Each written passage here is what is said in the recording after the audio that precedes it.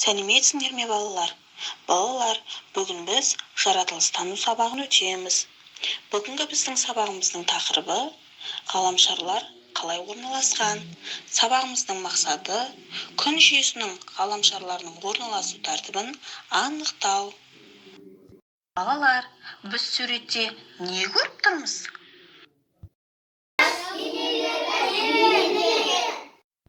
Әбу Райхан әл-Бируни Коперниктен 500 жыл бұрын жердің күнді айнала қозғалатыны туралы болжам жасаған. Жердің глобусын жасап 20 жыл бойы күнді бақылап, күнді отты шар деп есептеген. Балалар, ғаламшар дегеніміз массасы ауыр ғарыш денесі. Оның пішіні шар тәрізді.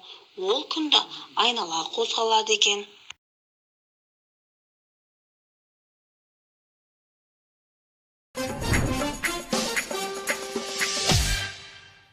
Сен адамзаттың ғарышқа сапары ең алғаш қазақ жерінен басталғанын білесің бе? 1957 жылы 4 қазанда Қызылорда облысындағы Байқоңыр ғарыш айлағынан жердің тұңғыш жасанды серігі ұшырды. Сол жерден 1961 жылы 12 сәуірде ғарыш әлеміне ұшқан бірінші адам Юрий Гагарин болды. Арада 30 жыл өткен соң 1991 жылы тұңғыш рет қазақ ғарышкері, Кеңес одағының батыры Тоқтар Әубәкіров ғарышқа аттанды. Байқоңыр бүгінгі таңда әртүрлі елдердің ғылым және коммерциялық зерттеу бағдарламалары бойынша жердің жасанды серіктері ұшырылатын халықаралық ғарыш айлағына айналды. Балалар, біз ғаламшарлар туралы жаңа ақпараттармен таныстық. Енді ғаламшарлардың аттарын рет-ретімен айтамыз. Меркурий, План,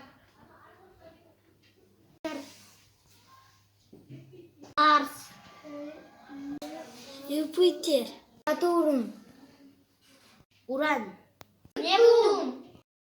Балалар, бүгін біз сабағымызда ғаламшарлардың атауларын білдік, алғаш ғарыш әлеміне ұшқан ғарышкерлерді білдік. Бүгінгі сабағымыз сіздерге түсінікті болды деп ойлаймын.